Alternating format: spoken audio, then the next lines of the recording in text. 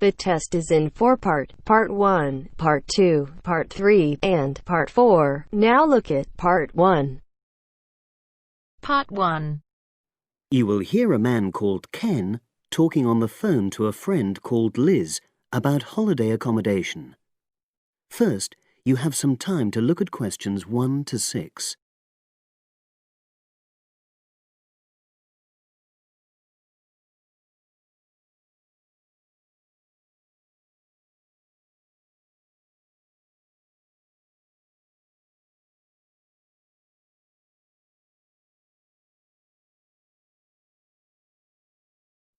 Now we shall begin.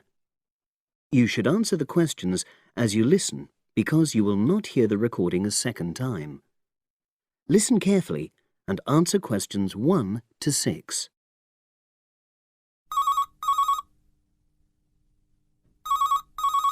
Hello? Hi Liz, it's Ken here. Hi, Ken. Nice to hear from you. Are you...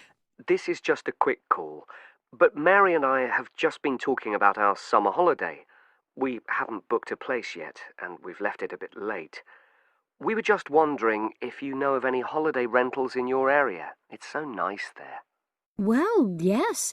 I can think of 2 or 3 places that are very nice. What dates have you got in mind?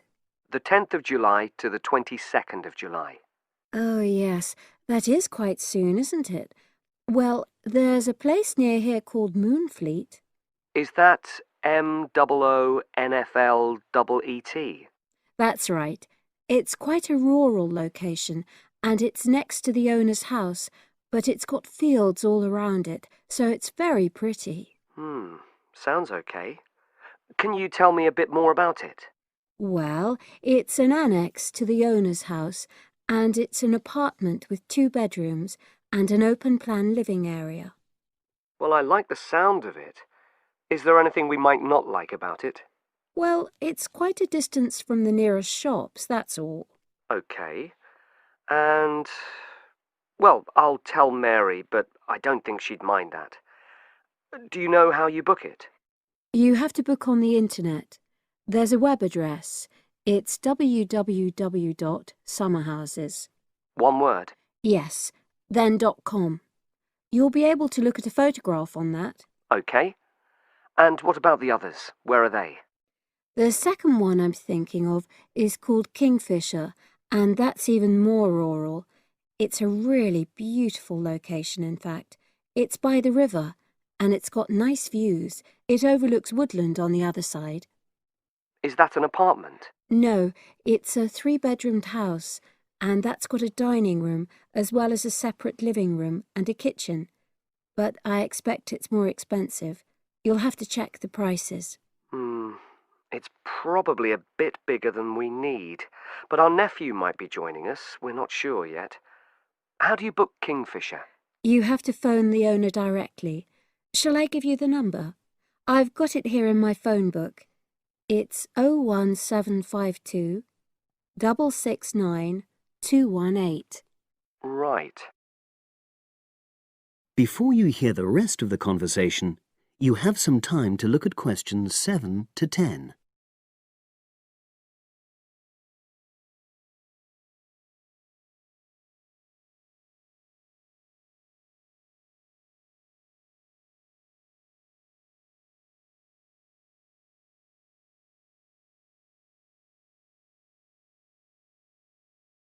Now listen and answer questions 7 to 10. And you mentioned a third place? Yes, there's a house that my sister stayed in last year. It's called Sunnybanks. Nice name. And the location of that one is rather different. It's in the centre of a village, but it's a very small and quaint place. Did your sister like it? Oh, yes. It's by the sea, so her children really loved it. What's the accommodation like?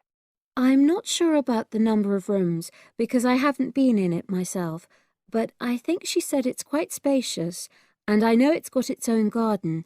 It's not very big, but it's not shared with anyone else, and it's supposed to be very pretty. Any snags? Problems? The only other thing I can think of is that there's nowhere for parking. The streets are too narrow, so you have to leave your car somewhere else and then walk to the house. It's only about 10 minutes away, but... OK. Well, I don't think it matters personally. How do you book it? There's an agent you have to contact. I don't know his details, but I can ask my sister and let you know tomorrow. Thanks, Liz. That'd be great. I'll talk to Mary and see what she says. Thanks for your help. That's okay, Ken. I'll speak to you again tomorrow.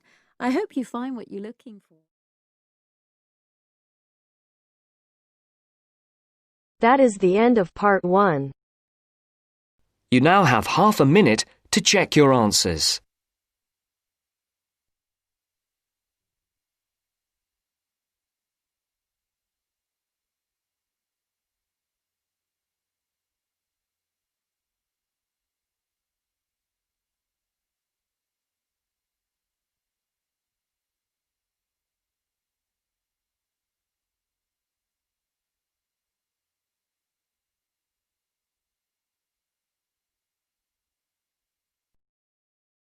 Now turns to part 2.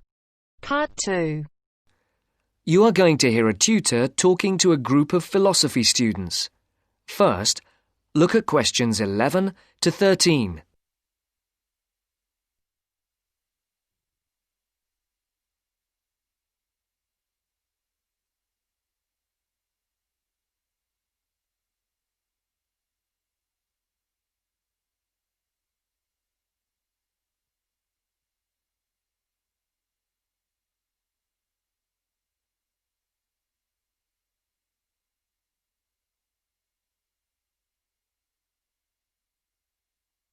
For these questions, complete the blank spaces in the table as you listen to the first part of the talk.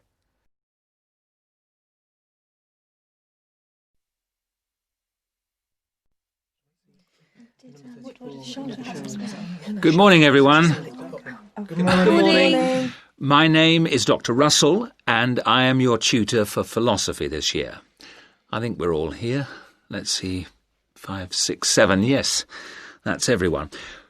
Before we look at the 3 lectures you've had on philosophy this week, I would just like to run through a few things about what you can expect of me as tutor and what in turn we expect of you.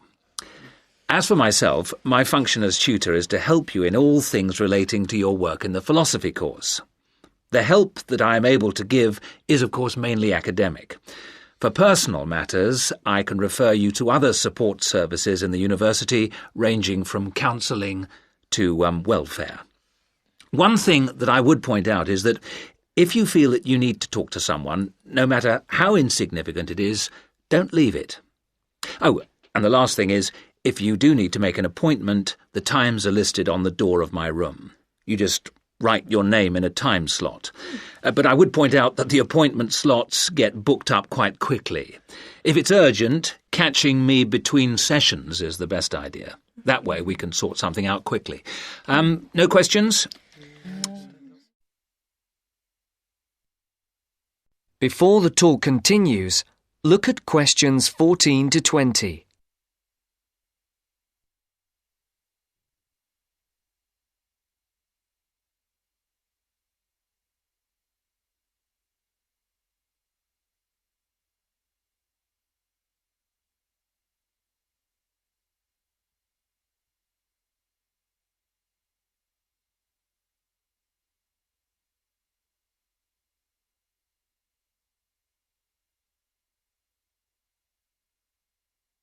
As you listen to the second part of the talk, answer the questions.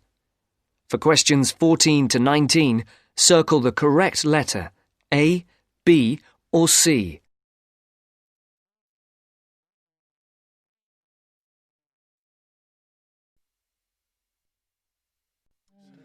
OK. As regards you as students, the tutorials are voluntary. You're not obliged to attend, but you are encouraged to do so. Last year, for the first time, a register was kept of students attending lectures, and this year tutors are being asked to keep a register of tutorial attendance. This is not a formal register, and not all tutors will be doing it, but in the philosophy department, all of us have chosen to keep registers. Another point that's being emphasised this year is punctuality. When we did exit questionnaires, we found that people arriving late for tutorials and lectures was the single most annoying thing for the majority of students. I would therefore ask you to try to be on time for the tutorials, and for all your other classes for that matter. As regards the tutorials themselves, we will have a review of the philosophy lectures of the week before, with the discussion being led by one of you each week. There is, of course, some planning involved, but you should rely primarily on the notes you made at the lectures. This will not take up the whole of the 90 minutes allocated to the tutorial. For the rest of the time, we will look at a particular philosopher, period or concept for which you will be expected to do some preparation each week. This will range from reading about a particular individual or concept to preparing a brief outline on a subject of your choice.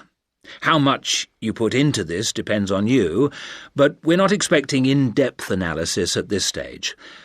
Are there any questions so far? I'd just like to ask whether the work we do in the tutorials counts towards our continuous assessment, and if so, how much? I was just coming on to that point. All the work you do in the way of essays and project work that is graded counts towards your continuous assessment grades. The mini presentations and lecture discussions will not be graded, but obviously, as time goes on, these activities will, I hope, have an impact on your work and hence your scores. Does that answer your question? Basically, yes. But what about... That is the end of part 2. You now have half a minute to check your answers.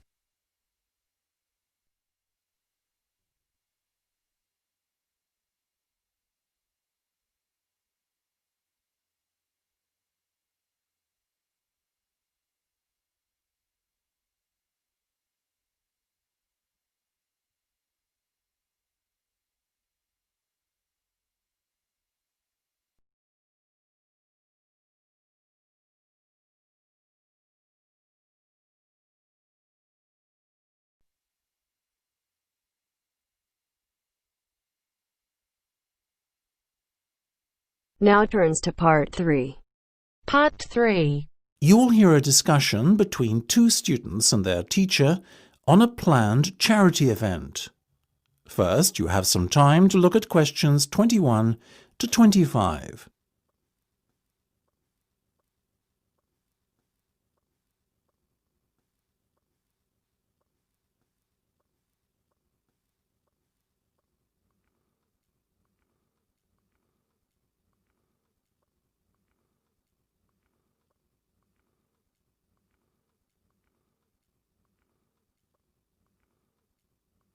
Now listen carefully and answer questions 21 to 25. So, are you making any progress with your plans for our annual charity event? I guess first things first, have you decided what charity it will be in aid of this year? We're thinking about Help the Children Africa, sir. Well, that's Mark's idea, sir, but I myself prefer a local charity called the Meals on Wheels. I'd have to agree with Laura on this one, Mark. After all, we're supposed to be giving back to the local community, and although helping African children is a very worthy cause, it's a little outside our remit. That settles it, I guess. Moving on from the beneficiary question, have you made a decision on what type of event it will be? Yes, we plan on doing something a little different this year. We're calling the event Balloonathon. Basically, we're going to offer balloons for sale to all the students. Balloons? I don't see where you're going with this. Why would they want to buy a balloon? Well, here's the thing. We don't actually give them the balloon. Instead, we'll write their name on it along with the special phone number, and then we'll release all the balloons into the air. When they fall to the ground, if a person finds one and rings a special number, then both he and the student who've bought the balloon will win a gift voucher. That sounds like an excellent idea, guys. Well thought out. This Balloonathon has a real novelty value attached to it, don't you think? Exactly what we said, sir. The only drawback is that the gas you put into the balloons is rather expensive. How much? About £20 per canister, and we'll need about 10. And how many balloons are you planning to blow up? Well, there are over 1,000 students in the school, so if even 1/3 of the students buy one, we'd need about 350 balloons. We've decided to order 500 so we don't run out. The good thing is we can return the canisters of gas if we don't use them, and the balloons aren't expensive, so there's no real risk of us spending a lot of money without getting a good return. You two have really thought this one out. I'm impressed. Before you hear the rest of the discussion, you have some time to look at questions 26 to 30.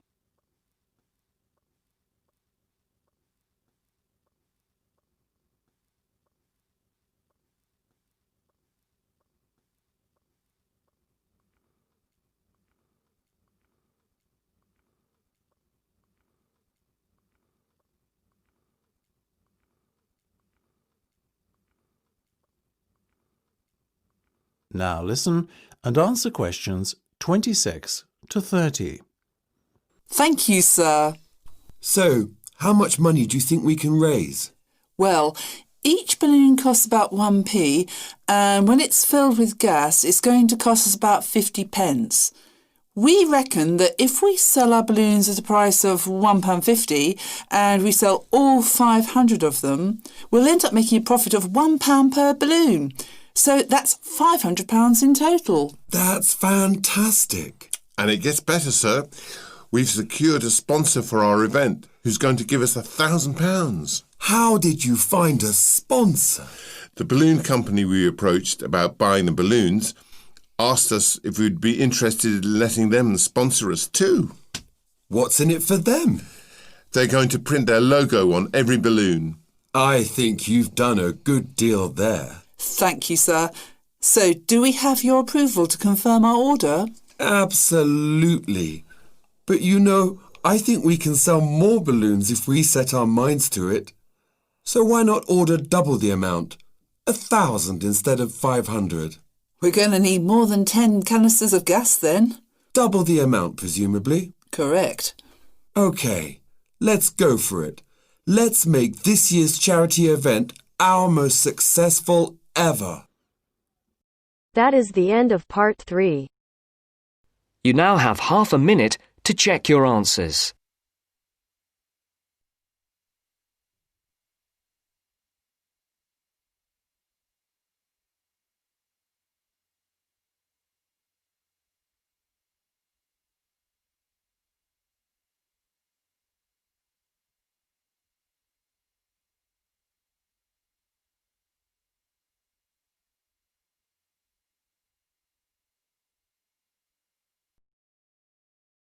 Now turns to part 4.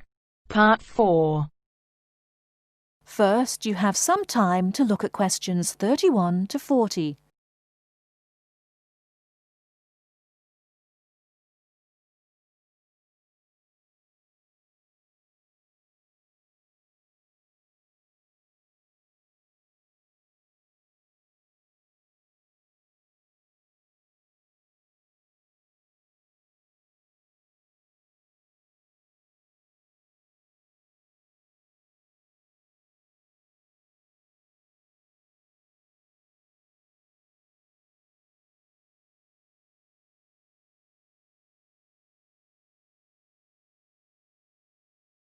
Now listen carefully and answer questions 31 to 40. River dance is an expression of modern Irish culture, but it is based on a culture which had its golden era from the 6th to the 9th century.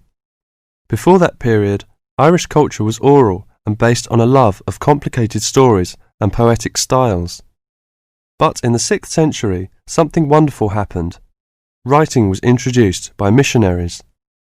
From then on, the culture of Ireland began to develop in ways impossible before and had considerable influence in Northern Europe in the period up to the 9th century. With the invasions which began in the 9th century, this golden age collapsed and there never was any real recovery. There were no wealthy kings to sponsor the poets and scholars, so the tradition survived only in a form which the peasants liked. The love of story and song did not die, but no real attempt was made to find a distinctive Irish style until the end of the 19th century, when Irish nationalism began to influence writers in English called Anglo-Irish literature. There are many famous writers from that period. There is also William Butler Yeats, George Bernard Shaw, and Samuel Beckett, all of whom have received the Nobel Prize for Literature. In all, Ireland has received the Nobel Literature Prize 4 times. When you consider we have only a population half the size of Beijing, you see how unusual that is. Now, let me talk about the music. The Irish love of music has succeeded in surviving the change from Irish, the native language, to the language of the invader, and has once more begun to blossom and become influential outside the country. Irish music was reduced to being the language of the country people and was dying out as people moved to the cities.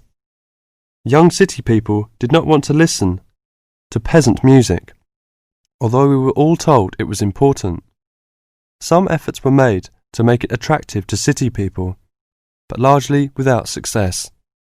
More recently, this has begun to change, and since the 1980s has taken off. But modern Ireland has been looking for more than just a revival of traditional music. Many of the most famous popular singers in the world are Irish: U2, Enya, the Cranberries, and many others. There are 10,000 people employed in Ireland in the music industry. Riverdance is an expression of that new interest in the old and that ability to understand the new.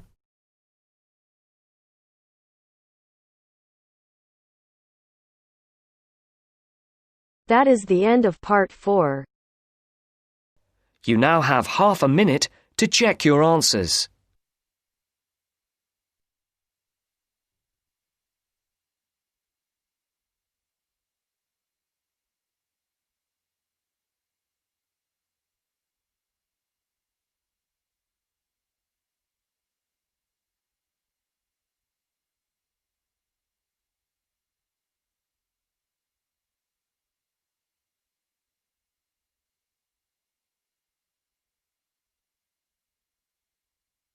That is the end of the test. You now have 10 minutes to transfer your answers to your Ielts listening answer sheet.